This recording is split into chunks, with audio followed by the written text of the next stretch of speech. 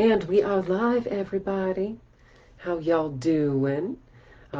We are going to do another round of the Astro-Babble, going live on Facebook and Instagram. Thank you for everybody who continues to join me for this lovely, lovely event that we do every single morning.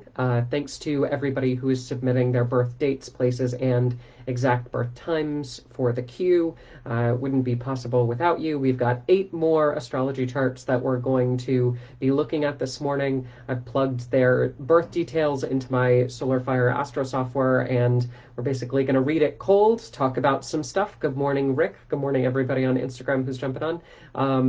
We're going to read them cold, talk about what I see, give you a little bit of astrology knowledge, and give kind of mini readings to those who submitted their stuff. Thank you. Oh, good. I'm so glad that you got the book. Al, thank you for jumping on, everybody. Without further ado, let's pop open a fizzy water and let's get started. Okay. Nope, that's the wrong chart. Let's talk about Rainbow's chart. So Rainbow was born 2:57 a.m. in Alpine. Let's take a look at this lovely chart. So we have a Libra stellium in the first house. We have Jupiter in Libra, Ascendant in Libra, Saturn in Libra, Pluto in Libra, all in that first house of self. This creates a really interesting personal dynamic because we have the two polar opposite personal planets of Jupiter and Saturn. Jupiter brings that expansion principle. Jupiter brings that abundance. Jupiter brings pressure as well due to that expansion. Saturn, however, is the exact opposite. When we have Saturn in a house in a chart, Saturn brings restriction. Saturn brings denseness. Saturn brings heaviness or lack. Yeah, so we have these two polar opposite planets on either side of the ascendant, all in Libra. So it's interesting that I'm making kind of that weighing sound. And then we have Pluto in Libra as well. And I think that this is an interesting dynamic for a couple reasons. Because we have a Libra ascendant and some of these outer planets really doubling down on that Libra concept, the idea of fairness, the idea of weighing one's options, the idea of not necessarily knowing what to do because there are equal opportunities on either side, but playing devil's advocate, very big. The idea of Jupiter being in Libra, does blow up that Libran quality of being somebody who's constantly looking to play the peacekeeper role, somebody who's a natural mediator, somebody who prefers to advocate for justice as well. However, we do have this Saturn in Libra, which is the sign of its exaltation, making it Saturn in Libra, which is the sign of its exaltation, making it a very powerful Saturn. So there is this also very practical side to the chart. There's a very in-depth need for holding back and making sure that resources aren't used excessively. Yeah, because Saturn balances out that Jupiterian influence of overabundance, which can sometimes get us in trouble. Then we have Pluto in Libra in the first house, so the idea of Rainbow's chart being especially associated with the underworld aspects, the shadow self, the shamanic techniques, which bring in the subconscious, those deeper, darker sides of life, the shadows, something that Rainbow is naturally going to be equipped to balance and deal with that Pluto and Libra in the first. Because Libra, so much is happening Libra-wise. In the first, we have Venus as the ruler of the chart, but Venus is in the second house of finance, and she's in Scorpio, a sign of her fall, as well as Mercury in Scorpio, Uranus in Scorpio. You'd be an excellent financial investigator. Like, you do really well investigating other people's money. Watching stocks, anything financial, you'd be just really good at. I'm not a fan of Venus in Scorpio, but because you've got this Mercury in Scorpio here, this mental activity that's very hyper focused on detail, that's very hyper focused on uncovering problems and issues, as well as Uranus in Scorpio here, just the ability to pocket away and understand where people might be hiding or saving cash flow. I think it might be just a really interesting field for you to explore because so much of your chart is connected to finance and fairness and balance in general. But we do have this really exuberant side to you. We've got this Sun in Sagittarius and Neptune in Sagittarius in the third. If you're ever feeling down or if you're ever feeling unsure of yourself, honey, the one thing that you can do is write it out. Specifically, journaling, scripting conversations will be very, very important to nourish the ego.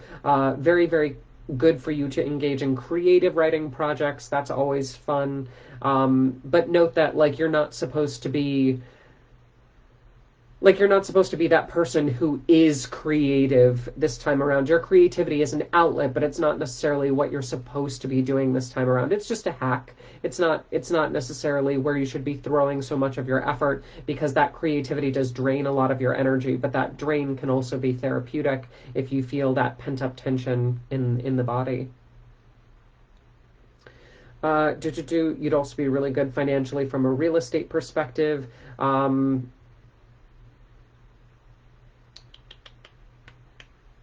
Yeah, because Mars in the fourth is ruling that all of those second financial placements, and then that Saturn in Libra is ruling that Mars in Capricorn in the fourth house of family. That's also a really interesting family dynamic. There was a tough upbringing in terms of rules, regulations, somewhat punishment, slightly overly aggressive, but definitely tempered with strictness. I think that's an interesting way for you to navigate the world.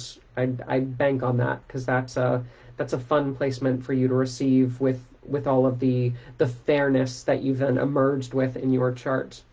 This moon in Leo and North Node in Leo up in the 11th, though, I think is really fascinating with your chart, because we've got this really exuberant, dramatic, overly emotional moon tied to this North Node in the 11th house of friendships. So with everything that you're trying to dig and discover and balance, there are these friends, and there's this tribal community that's really trying to pull you out of your comfort zone and get you to not be so serious, which I think is beautiful. I think it's a great remediation, because you're so good at what you do, and your mind is so wired to focus on the nuances and the little things that just don't make sense to other people. But if you stay in that world too long, you tend to that Mercury in Scorpio, especially in the second house, tends to succumb to its own analytics and really get very bogged down with the minutia, where that moon in Leo and that North Node in the 11th is reminding you, hey, friends are important, tribes are important, the social group that you carry is definitely going to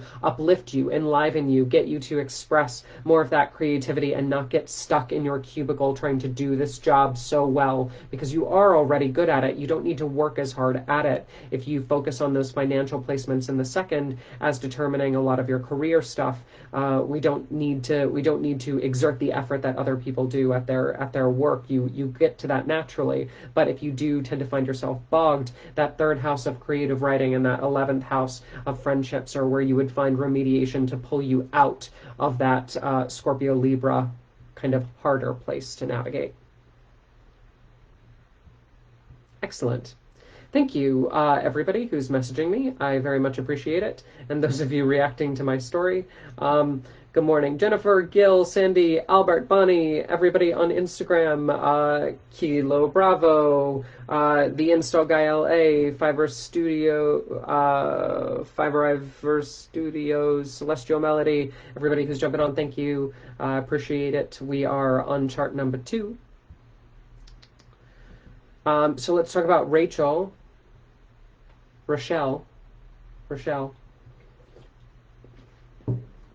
So we have this chart.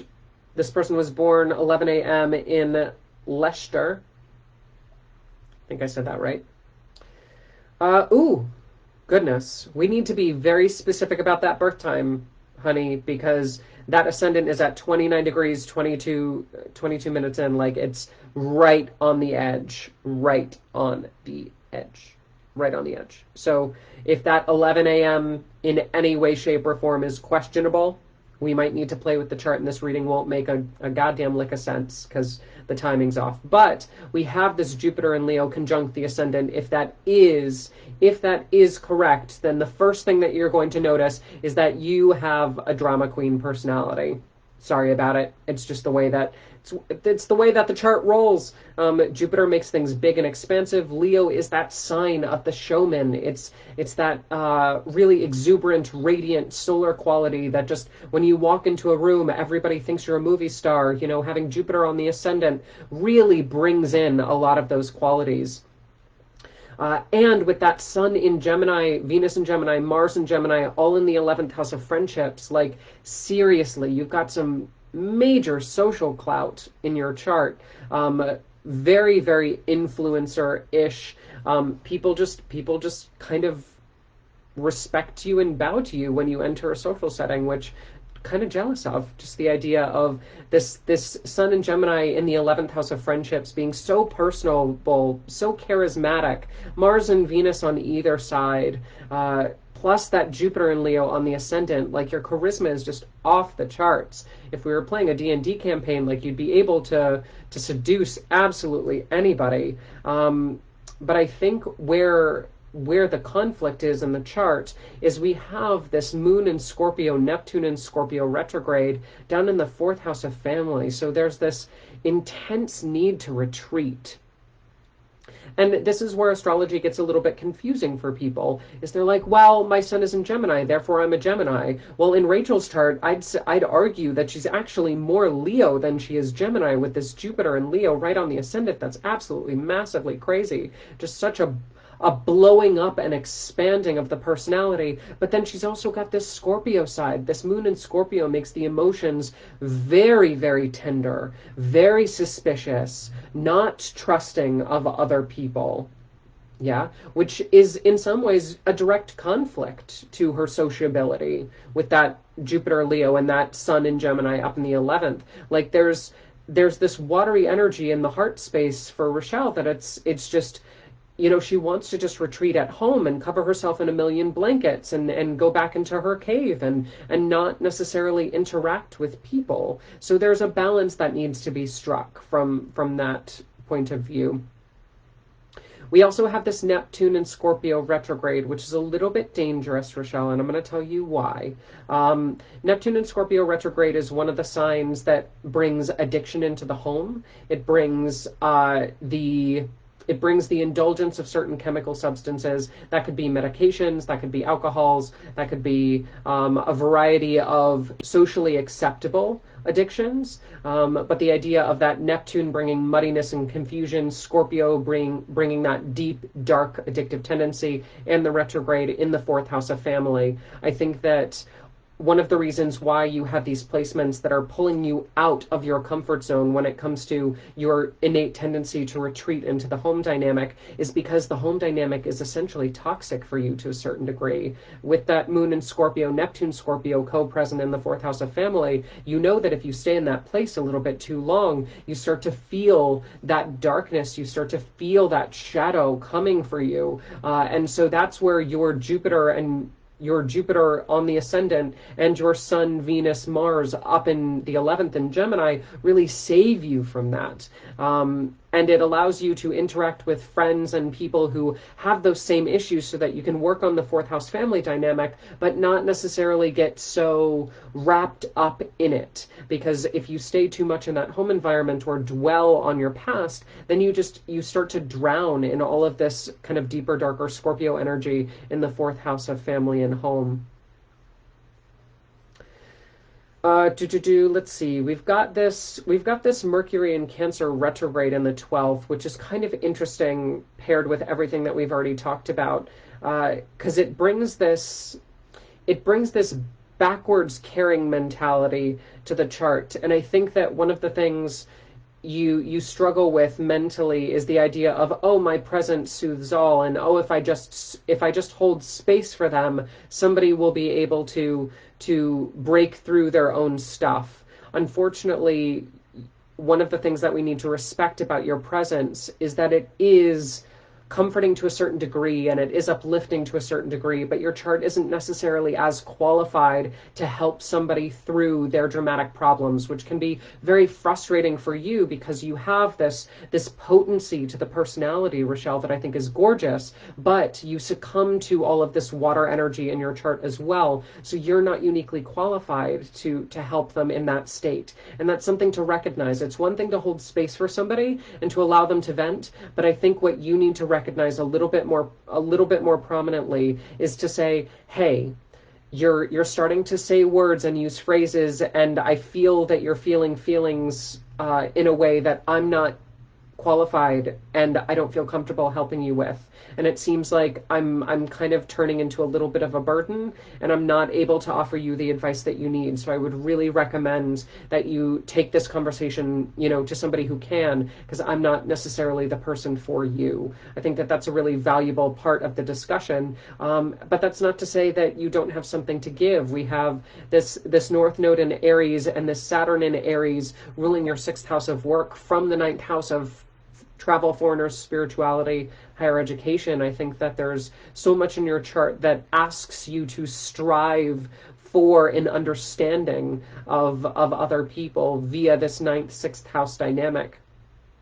But unfortunately, again, the tendency for you to drown in your own problems, if you linger in that heavy emotional space too long, is a little bit too dangerous. And we need to make sure that you're equipped with strategies, higher education, and people, places, things that really allow you to navigate those deeper, scarier waters, because they are a little bit more intense than most people in the chart dynamic for you. Awesome. Thank you, Rochelle. I appreciate you donating your chart to science. Hey, Bonnie. Hey, Maricela, sorry. Everybody who's jumping on Instagram, I absolutely love you. Thank you for supporting the live stream.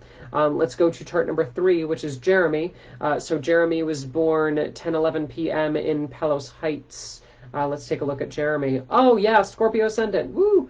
Scorpio rising with a North Node in Scorpio. I've talked about this before, the idea of having the North Node on the ascendant. I really like that placement. It means that somebody is working on themselves this time around. It's more about refining the personality, developing a sense of ego, understanding that being who you are is not wrong or bad. It simply is, especially with Mars in Leo up in the 10th.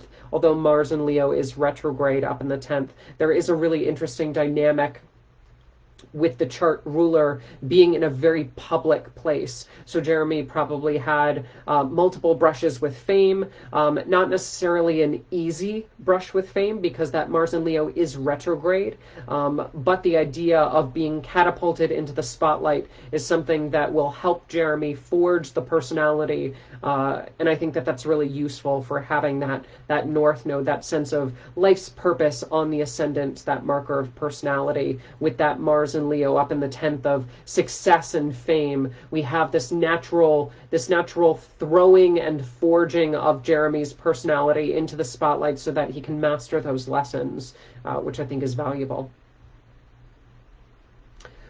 Interesting expression of financial resources, Jeremy. We've got this Jupiter in Sagittarius in the 2nd, which is a great financial placement. Absolutely fabulous.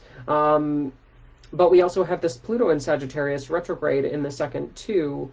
And so this money that naturally flows to you, this money that is naturally going to surround you throughout the life, you're not really going to be able to master it until about halfway through the life. Which is good and bad. Like, the money will always be there for you. Jupiter and Sag in the 2nd house is just a financial blessing if I ever saw one. But the idea of that Pluto being there, you're not going to really respect money until halfway through the life. One of the other things just to be aware of is we have a lot of creative stuff in the chart that I think your chart is asking you to do. We have this Saturn and Sun in the 5th house in Pisces, a sign naturally known for its creativity, making a square to that Jupiter and Sag. So there is a little bit of conflict, like, do you pursue what you're passionate about, or do you pursue what you're good at? And I would say yes to both. Like, there's no shame in having a side hustle, Jeremy. There's no shame in your creative endeavors not necessarily paying the bills. But if your creative endeavors do end up paying the bills, then we need to respect that too and lean into your strengths as opposed to what you think is safe or normal, because your financial placements are always going to be super, super strong, very, very good for you personally. But we have this a little bit of conflict between, you know, what am I doing to serve my creative itches, potentially as you get older, children interfering with those, with the resources and the creative energy and the financial means to do so. But in earlier life, the idea of your creativity being in a little bit of conflict with your financial well-being, but not too much. We can handle that for sure. We do have this moon in Cancer up in the ninth, and I think that this is a red flag placement that I'm not sure if you've considered, Jeremy, because we've got this Scorpio ascendant and then we've got this Cancer moon, and the Cancer moon is making a trine to that ascendant. That Cancer moon in the house of spirituality really emphasizes the intuitive aspects of your Scorpio ascendant. So plus you have a Pisces sun, like they're almost in a grand trine water sign wise. Like you need to understand the spiritual weight of your chart and understand how intuitive you actually are, how sensitive you actually are. If you don't understand that, it's going to create a lot of headaches, especially when it comes to developing the personality, because there's this side of you that you feel like you can't share, and there's this side of you that you don't honor or recognize. So I would really make sure that you're carving out parts and attention kind of in your life to honor your receptivity, to honor your ability to pick up on other people's feelings empathically, to really respect the intuitiveness of your chart, because chances are that's already coming through very strongly.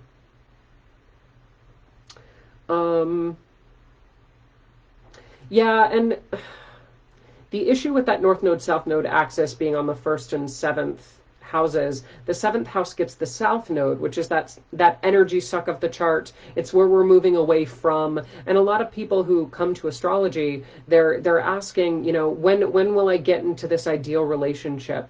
And I would say, Jeremy, FYI, in case you haven't figured this out already, you being so intuitive means that you're constantly in a relationship with everybody who's in physical proximity to you and those who are not in physical proximity to you all the time. That's what water energy does in the chart. It just makes your psychic senses semi-permeable and in some cases very permeable, and I would know. So when we look at that South Node in the 7th, one of the things to respect about your relationships is that you really, like, you're not really here to have a spouse. You're not really here to uncover the mystery of love. Like, you've been there, done that, bought the t-shirt. It's not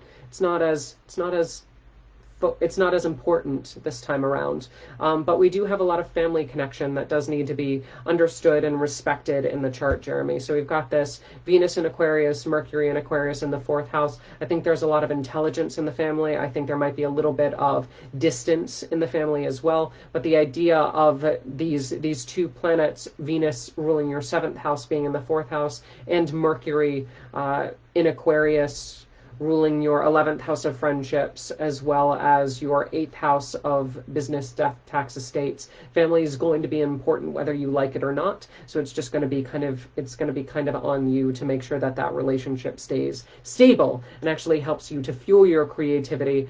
Because if not, then you're going to be leaving out another side of that equation. Like, your life has so many different pieces of the pie. Like, don't try to isolate and say, well, I'm only going to do just this thing, because you're so multifaceted and adaptable and talented. And if you just say, well, my life is all about this one thing, your life is about understanding who you are as a person, which contains a multifacet of things. Cool. Good morning, everybody. Thank you for jumping on. I appreciate it. Thank you. We are on chart number 4. Let's go to Dara. Born 4:07 a.m. in Charlotte. Interesting. We've already had this chart, or certain placements. It's different, but certain placements. The idea of a Libra ascendant and that Libra ascendant being ruled by Venus in Scorpio in the second house, co-present with Mercury in Scorpio and Pluto in Scorpio. They're at different degrees, of course, but a very similar vibe to, I think, the first chart that we looked at. The idea of a Libra ascendant brings a lot of those Venusian qualities of beauty into the chart normally. However, when Venus is ruled by Scorpio in the second house, there's a certain physical practicality that I think tempers Venus just a little bit, because Venus is in her fall. She's not very strong in the sign of Scorpio. There might be a gothic streak to the visualization. There might be this tendency to focus on physical appearance as well. When I see this Libra ascendant and this Scorpio Venus, for some reason it didn't resonate in the first chart, but with this chart it does give me a little bit of pause, because we might need to struggle with some eating disorders or body dysmorphia, something where that Venus, who is naturally very lovely, who is naturally very divine, who is naturally very goddess-like, is exiled almost in Scorpio, and she feels like she is not worthy, and she feels like she is not enough, and she feels very slighted by society, and that Medusa-like tendency of Venus comes forward. However, having the ruler of the chart in the second house, as well as Mercury in Scorpio, Pluto in Scorpio, does give a financial and wealth-oriented eye for value that I think needs to be respected in Dara's chart, because that second house of wealth, having such not fine-tuned, having such perceptive, there you go, perceptive placements, I think is something that needs to be valued and understood.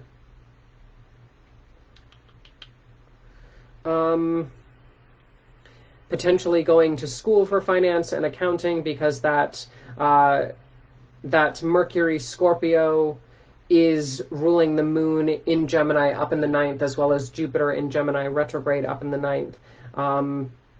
There may be some, especially in college or at higher education, there may be some intellectual difficulties that come forward with that Jupiter in Gemini retrograde. There might be a confusion, there might be a miscommunication, especially in travel. The idea of connections, communications, and words starting to break down or derail, despite that natural Gemini moon, which I'm a fan of. Having a full moon in the chart as well, because that sun is in Sagittarius in the third. Having a full moon in the chart, Dara, means that the emotions are always on your sleeve, especially having a moon in Gemini. Like, you bounce from one emotional extreme to the other so quickly, you're able to flit between those emotional states, and there's no real hiding it. So I wouldn't necessarily, like, you can hide your thoughts, like you can be a very sneaky individual with that Mercury and Scorpio, but when it comes to how you actually feel, people see right through it. We do have this sun at 3 degrees of Sag making a trine almost exactly to this Mars and Aries in the 7th. Girl, you are attracted to some athletic individuals. Super martial energy in the 7th house of relationships. That's absolutely ridiculous. Like, you want that chiseled Greek god archetype in your 7th house. You want somebody who's a little bit more aggressive. You want somebody who is very high performance. You want somebody who is very, to some degrees, demanding, but always kind of poking and prodding you towards your highest good and self-development.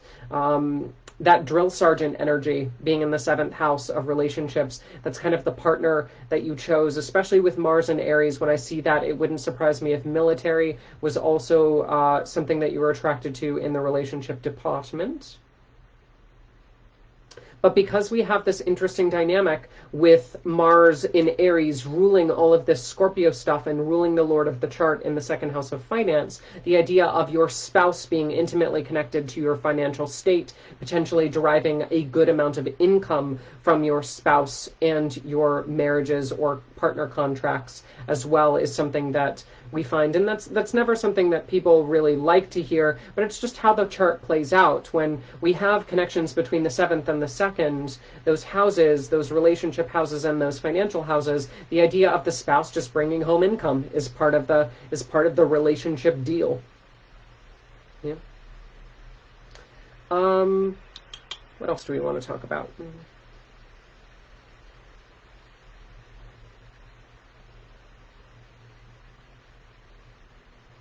Yeah, I think one of the things that you're going to just need to focus on throughout the life, uh, Dara, is the idea of this sixth house of work, health, pets being ruled by that ninth house. Specifically understanding this idea of the more you learn, the more you actually are able to work and find a job that you enjoy. Also, potentially working in the higher education, travel, or with foreigners in those industries would be very much in line with your chart dynamic. But we have other things, like I could talk about this chart really, really in depth because there are so many nuances, but unfortunately, that's where we're going to have to leave it. So thank you, Dara, for jumping on and donating your chart.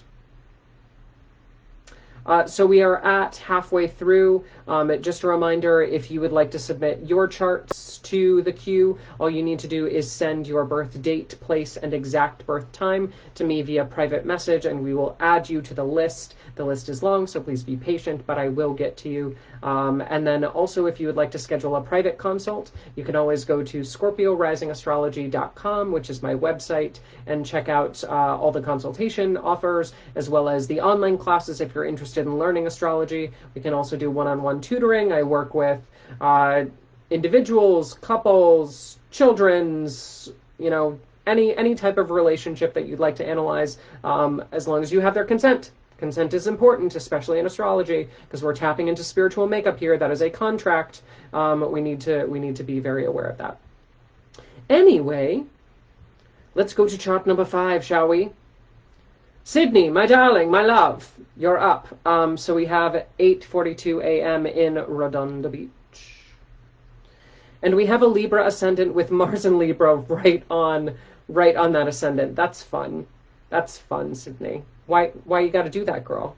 Why? I think that Mars and Libra is an interesting placement because we've got this Libra ascendant, which brings that beauty to the chart. It brings this kind of niceness, this sugar coating on the outside of the planetary placements. But then there's this heat. There's this kick. There's this, yes, I'm sorry, 8:42 a.m. I must have misspoke, but yes, it's 8:42 a.m. That is, 8:24. Oh, goodness. Thank you. Thank you for correcting me on that. This is why we do this live, everybody. I need to edit that real quick because it very may well change the ascendant. I'm just ever so slightly dyslexic, so we need to do that. Nope, ascendant still good, although it's closer to that Mars. Thank you for correcting me. Yes, but we still have that ascendant at 5 degrees, Mars at 2 degrees, very, very close together in Libra. So we've got this sugar coating on top with Libra on the ascendant, but this massive fiery kick with Mars being right on the ascendant. Mars doesn't like to be in Libra, by the way.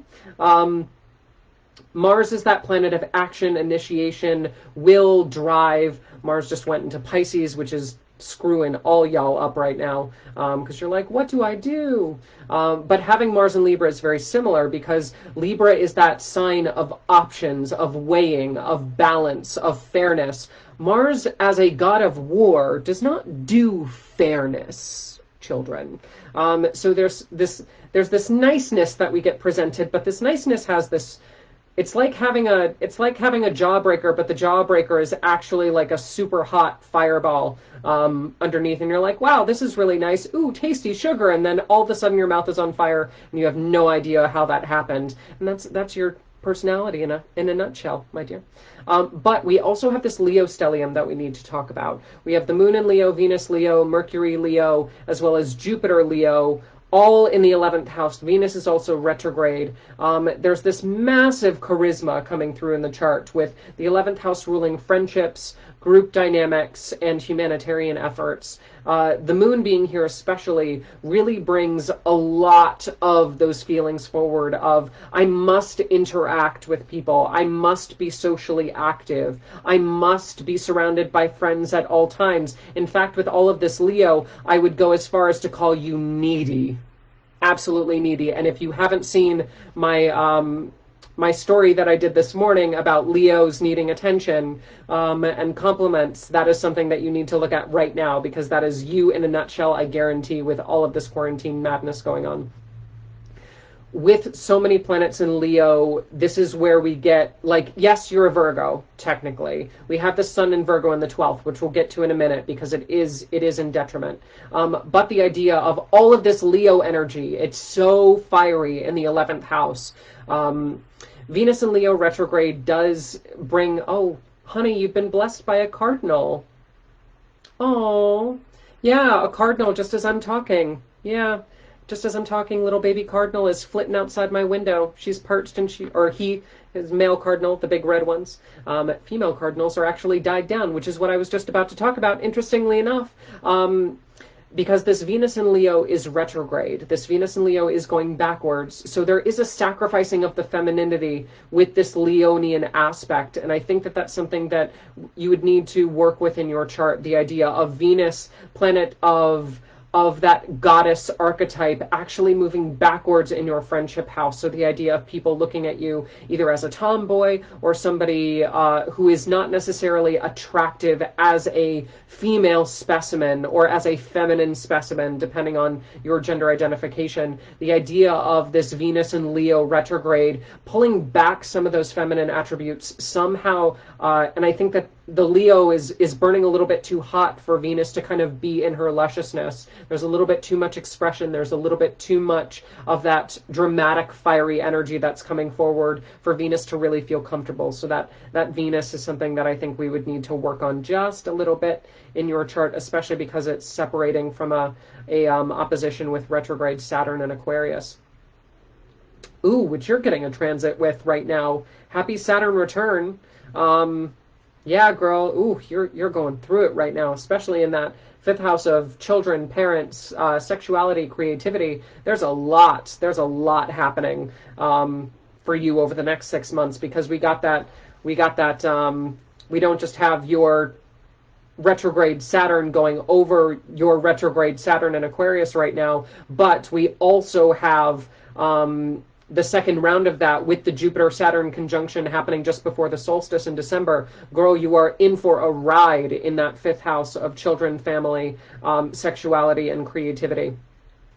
But in addition to that Venus in Leo, I think we need to talk about your sun Virgo for 2 seconds, because your sun in Virgo is a naturally very analytical placement for your ego to be.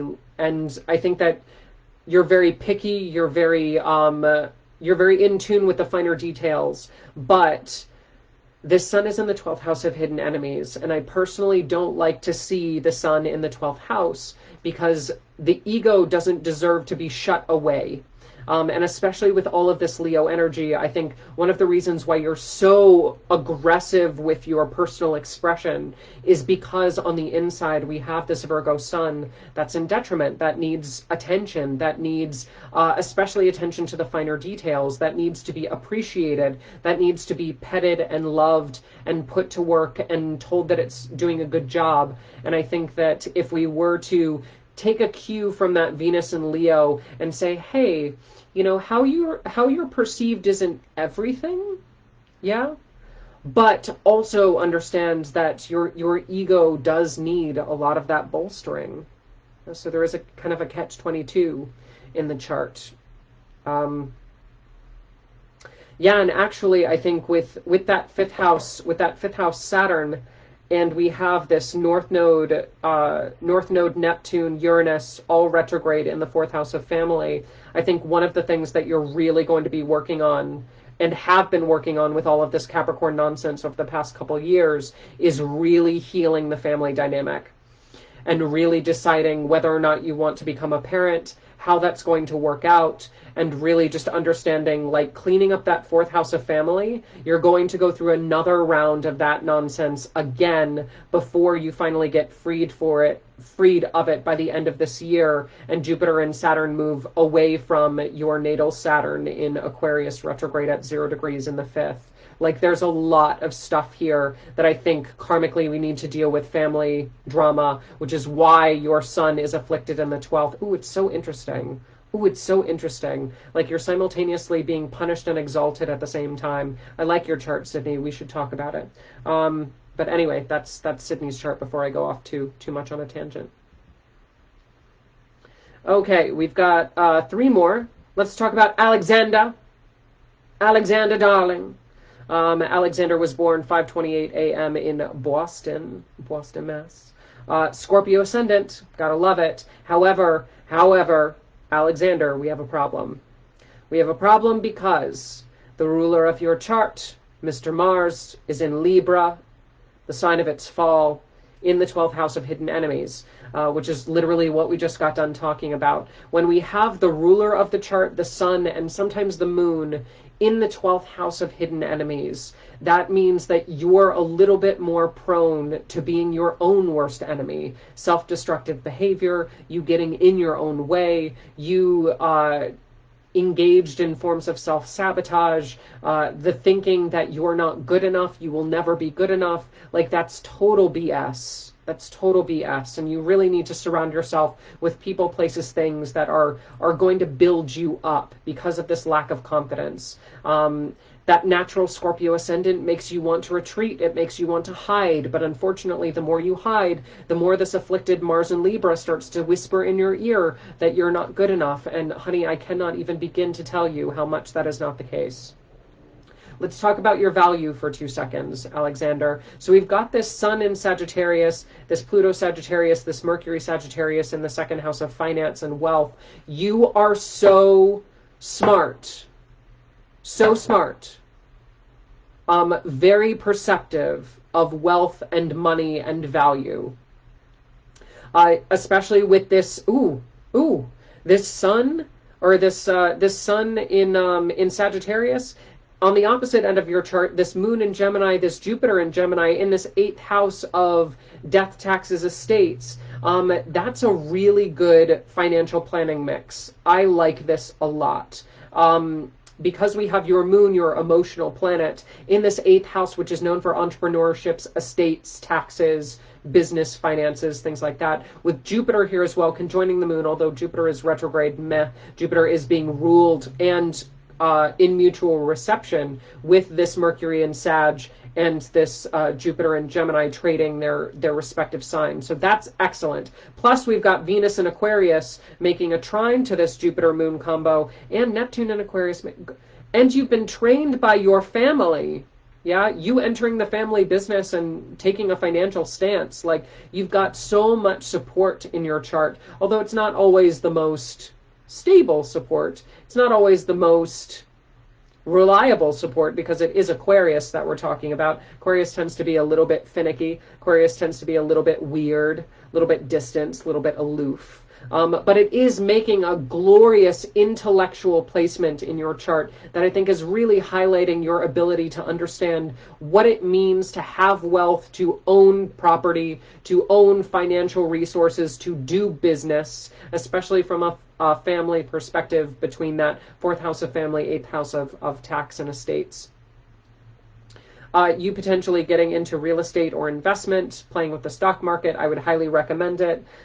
Pluto is in the 2nd house of finance, so we're not really going to get a good grip on finances until about halfway through the life. But once you understand what it is and what it means to own wealth and why that's so important to your chart, I think you're off to the races, boo-boo. I think it's a really good mix. But because you have all this value, especially from a family perspective and a business perspective, we need to understand how strong you are as a person, not just how good you are with all these skills. Yeah, because skills are empty if your heart and your soul really feel unvaluable. You could be the richest person in the world. You could be the best at what you do, but you still feel like you're not doing what you're meant to do, and you feel like you're a failure even though you're good at it. Those voices in your head, we need to make sure that those don't turn into a self-sabotaging train in your chart.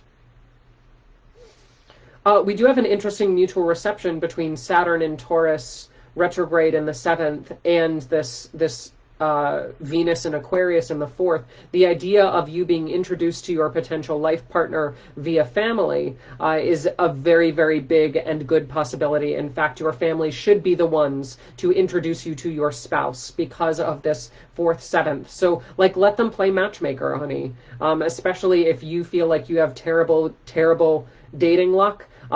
Talk to a cousin, talk to a sibling, talk to your parents, and be like, "Hey, just so you know, I'm single and available, and would like some TLC and somebody to pat my head and tell me that I'm pretty." That exchange between your seventh and your fourth house, I think, is going to be really good for family bringing in relationships. But the type of relationship that you're attracted to, how do I say this? So it's Saturn, which naturally tends to be a mature individual, but also somebody who tends to be a little bit more reserved, a little bit more set in their ways, a little bit more rigid and stubborn, especially when we have that Saturn in Taurus, who is notoriously that fixed earth sign known for stubbornness, and Saturn is retrograde, meaning that it's actually going backwards in the sky. So if you notice somebody who's introduced to you by your family who happens to be notoriously stubborn and set in their ways, who also tends to be a little bit older and much, much more mature for their age, that might be a good candidate because they're going to bring the stability that you crave so much, and allow you to bring forward a lot of your skills and constantly remind you over and over how valuable you actually are and how much you mean to them via acts of service and things of that nature. Excellent. Thank you, Alexander, for donating your chart. I appreciate you. We've got 2 more charts to go. Thank you, everybody, for continuing to watch the live stream with me. I appreciate you and all of your comments. If you would like to be in the queue, just private message me your birth date, place, and exact birth time. We will get you queued up. Let's talk about E.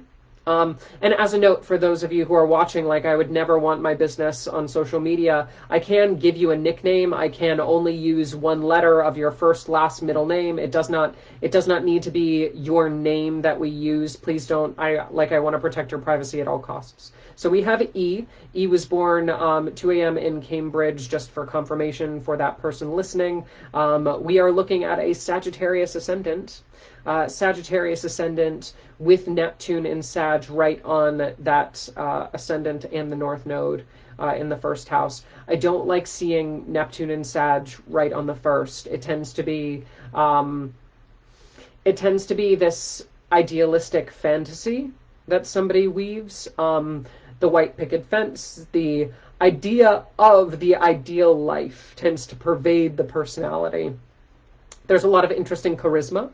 There's a lot of interesting fun, but there is also, on a lower octave of that Neptune placement, there is a lot of escapism tendencies. There's a lot of this Neptune starting to make the personality slightly slippery, not as truthful, ambiguous, shape-shifty would be a good way to say it, which can come in handy from an adaptability standpoint. And in fact, from a writing, because your chart is ruled by Jupiter and Aquarius in the third of writing, teaching, communication, I think you putting yourself into a fantasy dynamic, you putting yourself into other people's shoes mentally, empathically, really does help you to write, teach, and create beautiful stories and third house topics.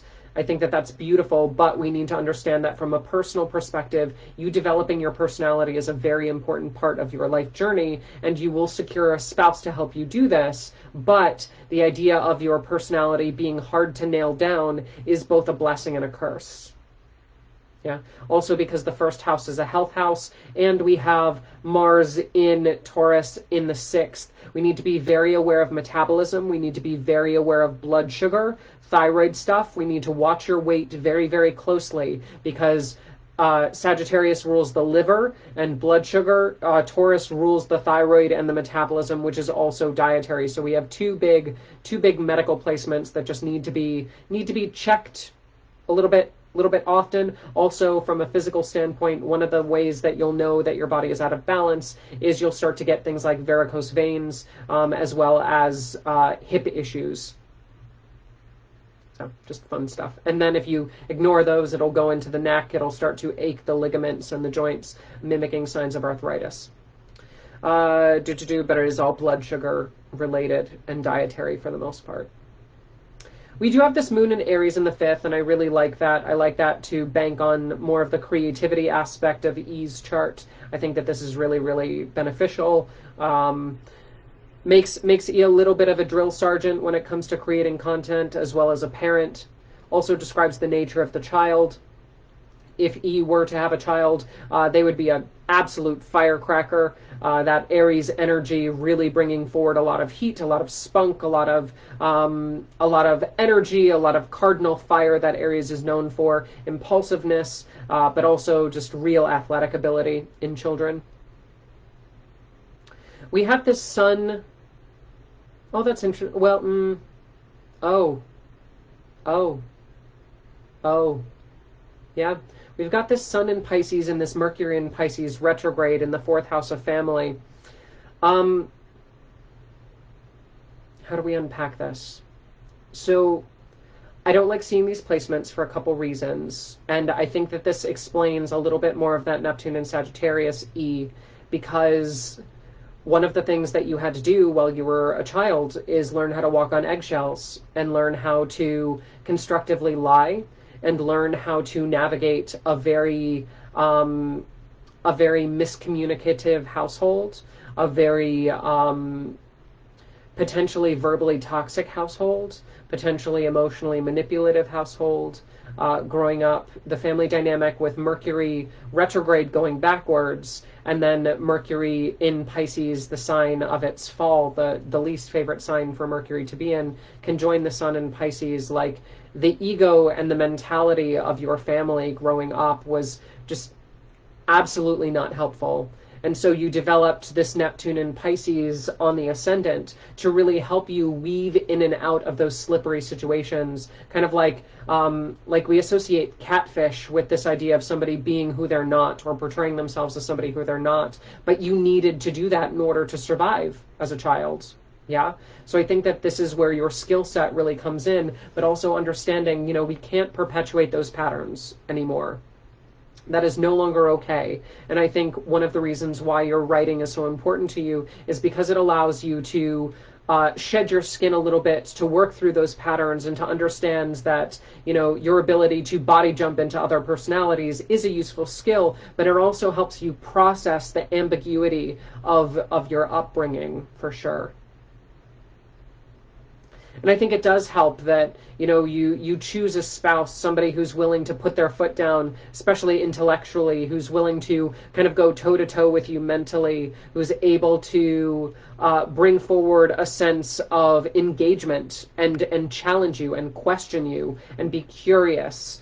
Because those questions also help you to refine who you are as a person. And I think that spousal choice with this Saturn in Gemini retrograde in the 7th house of relationships is really valuable for sure.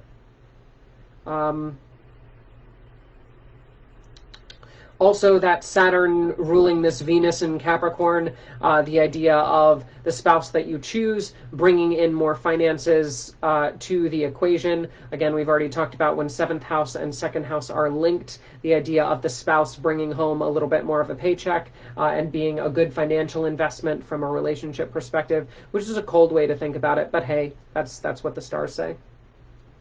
But also, that's helpful. You also have good financial placements in terms of your own work, because Mars is in Taurus, being in the 6th house of work, being ruled by this Venus in Capricorn in the 2nd. I think you're also very practical with your finances, E. I'd let you do my books anytime from a financial perspective. I think that you have a very rational approach to funds. I think that you understand what it means to put in a hard day's work. I think that you understand the idea of this Mars in Taurus, somebody who needs to really put in sweat equity, to what they're doing, is a very powerful way for you to mitigate a lot of the looseness in your chart with those grounded placements, for sure. Excellent. Cool. Thank you, E. That's all I got to say about your chart without getting into too much heavy stuff. We've got one more chart to go over, and then we are done for the day. Let's talk about James. Ooh, James. Ooh, James.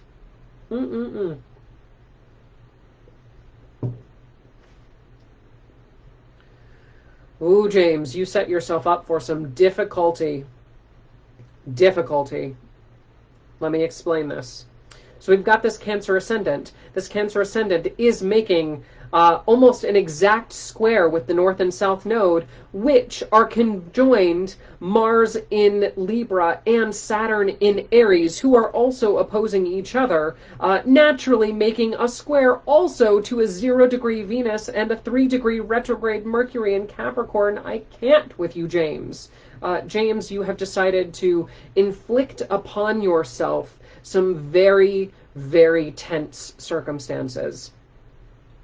How you balance your fame and your family and your relationships will constantly be a balancing act, and it will never truly feel safe. There will always be this undercurrent of unpredictability.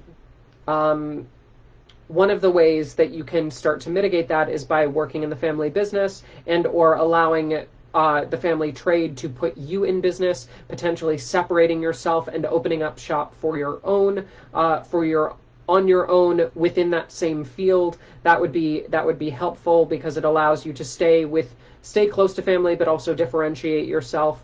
But I mean, dude, you've got some serious angst in the chart, especially when it comes to relationships. We've got Venus in Capricorn, Mercury retrograde in Capricorn, Sun in Capricorn, Neptune in Capricorn, Jupiter in Capricorn. Neptune and Jupiter in Capricorn are conjunct in the 7th house of relationships. That is a Capricorn stellium. Your choice of a spouse is going to be somebody who has a lot more maturity than you. Unfortunately, they're going to compound that family friction, and in some ways like push you towards greater things, which is what relationships should do. But the idea of so much hot potato happening in your chart with all of these squares, with all of this back and forth energy, the only time that you really get peace in the chart is when you're working on your own. Yeah. So I would highly, highly recommend that you go into business for yourself, or you have some sort of side practice, something that you cannot, that your partner, that your family cannot touch. Yeah. It is yours to own. Yeah, I think that that's very, very important for you. You need to be doing these things because it soothes your emotional state, because it breaks free of all these squares, because it actually invests in you as a person, and it pulls you out from this dynamic of like this Mars in Libra in the 4th with the North Node, like you trying to understand what it's like to be in a family dynamic who is sweet on the outside and piping hot and fiery combustible on the inside. Like the amount of hidden pressure in your family is just absolutely ridiculous, but you needing to learn how to navigate that. You know, a great example would be that classic Italian family where everybody's mad at each other, but they still sit down to dinner anyways. You know, you understanding that doesn't make you less of a family, but then also understanding that you need to make your own name for yourself, and that's not wrong, and nobody should shame you for that.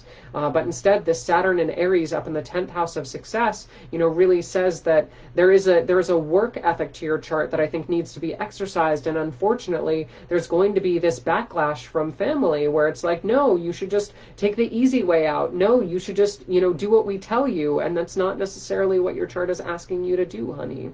Your chart is asking you to exercise this moon in Aquarius, this Uranus in Aquarius, this MC in Aquarius over in the 8th house of business, of entrepreneurship, of taxes, of states. So you're really embodying that idea of not just going out on your own, but also establishing self-esteem in a separate way, a separate source than what is easy or comfortable. But because you've stacked the 7th house of relationships with so many planets, you know, we can't ignore the fact that one of the things that you desire more than anything else is to be loved, to be acknowledged, to be seen by somebody who you can be intimate with and you can let your walls down with. Unfortunately, you letting your walls down does not automatically mean that your spouse will let their walls down. And that's something that you're going to need to balance as well, because you're hypersensitive with this Cancer ascendant, with this moon in Aquarius. You seeking out a Capricorn partner, or a partner who embodies that Capricorn energy, is really going to push your buttons in a way that you're like, why can't you just let your guard down and be sensitive with me? But instead, it really does clarify a lot of your need to be alone, to find your own independence, to understand that just because you have like, as an example, just because you have other dreams, other desires that cannot be met inside the primary relationship, doesn't make you wrong. Instead, it just means that your partner with all of these Capricorn tendencies, who you love and identify with so much, is not able to be that nourishing, that warming, that generous person that you feel you need in other parts of your chart. Instead, it's somebody who's going to push you, who's going to fight you on certain things, who's going to be a little bit stubborn, well, a lot stubborn, really, but who's ultimately going to be good for your growth. But that doesn't scratch the itch of you having a partner who's naturally going to be loving and supportive. We might need to find that emotional connection elsewhere when it comes to, again, the side projects that you're working on, and you actually activating this moon in Aquarius in the 8th of doing some giving back and some philanthropy activity as well. Investing in people, places, things that you find important, as opposed to things that you are told are important. So that's pretty much it. You cycle back to all those things throughout the chart over and over and over. Good morning, everybody jumping on. We are just about done with our live stream. Thank you so much for watching. If you would like to be a part of the live stream, all you need to do is private message me your birth date, place, and exact birth time, and I will add you to the list, and I will message you the morning that your chart is featured. Yeah, so that's it. If you would like to learn astrology, or if you would like a private consult, just go to scorpiorisingastrology.com, my website, and we will get you on my books for a private consult. But until then, and until tomorrow when we resume at 10:30 Eastern Standard Time, may the stars be ever in your favor.